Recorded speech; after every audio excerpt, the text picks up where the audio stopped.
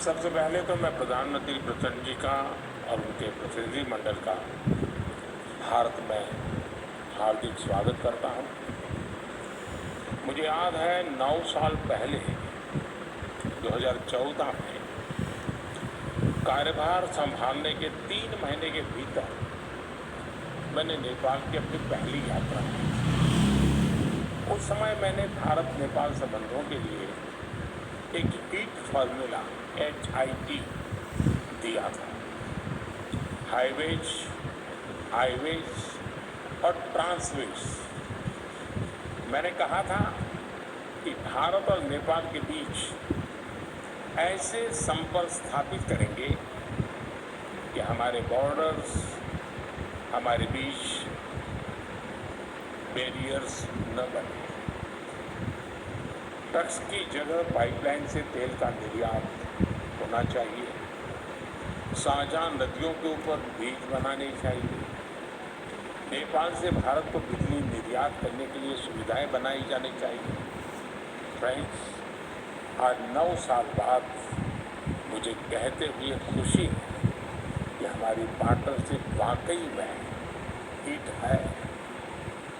पिछले 9 सालों में हमने अनेक क्षेत्रों में कई उपलब्धियां हासिल की। बीरगंज में नेपाल की पहली ICP बनाई गई। भारत नेपाल के बीच हमारे क्षेत्र की पहली क्रॉस बॉर्डर पेट्रोलियम पाइपलाइन बनाई गई। हमारे बीच पहली ब्रॉडगेज रेल लाइन स्थापित की गई। सीमा पर नई ट्रांसमिशन लाइन्स का निर्माण किया गया। अब हम नेपाल से 450 मेगावाट से अधिक बिजली आयात कर रहे हैं। अगर हम 9 साल की उपलब्धियों का वर्णन करने लगेंगे तो पूरा दिन निकल जाएगा।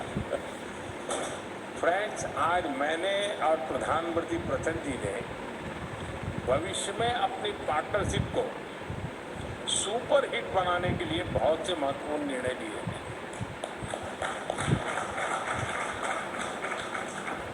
आज ट्रांजिट एग्रीमेंट संपन्न किया गया है। इसमें नेपाल के लोगों के लिए नए रेल रूट्स के साथ साथ भारत के इनलैंड वाटरवेज की सुविधा का भी प्रावधान किया गया है। हमने नए रेल लिंक स्थापित कर फिजिकल कनेक्टिविटी को बढ़ाने का निर्णय लिया। साथ साथ भारतीय रेल संस्थानों में नेपाल के रेल कर्मियों को प्रशिक्षण प्रदान करने का भी निर्णय लिया गया है। नेपाल के सुदूर पश्चिमी क्षेत्र से कनेक्टिविटी को बढ़ावा देने के लिए शीर्षा और जुलाघाट में 2 और पुल बनाए जाएंगे। क्रॉस बॉर्डर डिजिटल पेमेंट के लिए उसके माध्यम से फाइनेंशियल कनेक्टिविटी में उठाए गए कदमों का हम स्वागत करते हैं। इसका लाभ हजारों विद्यार्थी, लाखों टूरिस्ट और तीर्थयात्रियों के साथ साथ मेडिकल ट्रीटमेंट के लिए भारत आए मरीजों को भी मिलेगा। 3 ICP के निर्माण से आर्थिक कनेक्टिविटी सुदृढ़ होगी। पिछले साल हमने पावर सेक्टर में सहयोग के लिए एक लैंडमार्क विजन डॉक्यूमेंट अपनाया था। इसको आगे बढ़ाते हुए आज भारत और नेपाल के बीच long term power trade agreement संपन्न किया गया है। इसके अंतर्गत हमने आने वाले 10 वर्षों में नेपाल से 10,000 मेगावाट बिजली आयात करने का लक्ष्य रखा है। फुकोट, कर्णाली और लोअर अरुण हाइड्रो इलेक्ट्रिक परियोजनाओं पर हुए समझौते से विद्युत क्षेत्र में सहयोग को और बल मिला है। मोतिहारी अमलेखगंज पेट्रोलियम पाइपलाइन के सकारात्मक प्रभाव को देखते हुए इस पाइपलाइन को चितवन तक ले जाने का निर्णय लिया गया है। इसके अलावा सिलीगुड़ी से पूर्वी नेपाल में झापा तक एक और नई पाइपलाइन भी बनाई जाएगी। साथ साथ चितवन और झापा में नए स्टोरेज टर्मिनल भी लगाए जाएंगे।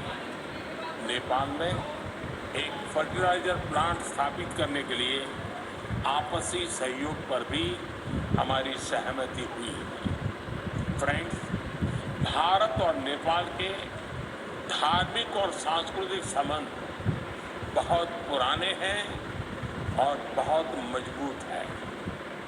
इस सुंदर कड़ी को और मजबूती देने के लिए प्रधानमंत्री प्रचंड जी और मैंने निश्चय किया है कि रामायण सर्किट से संबंधित परियोजनाओं में तेजी लाई जानी चाहिए। हम अपने रिश्तों को हिमालय जितनी ऊंचाई देने के लिए काम करते रहेंगे और इसी भावना से हम सभी मुद्दों का, चाहे बाउंड्री का हो या कोई और विषय, सभी का समाधान करेंगे। एक्सेलेंसी प्रधानमंत्री प्रचंड जी, आप कल इंदौर और धार्मिक शहर उज्जैन की यात्रा करेंगे। मुझे विश्वास है कि आपकी उज्जैन यात्रा ऊर्जामयी होगी और पशुपतिनाथ से महाकालेश्वर की इस यात्रा में आपको आध्यात्मिक अनुभूति भी होगी। बहुत बहुत धन्यवाद।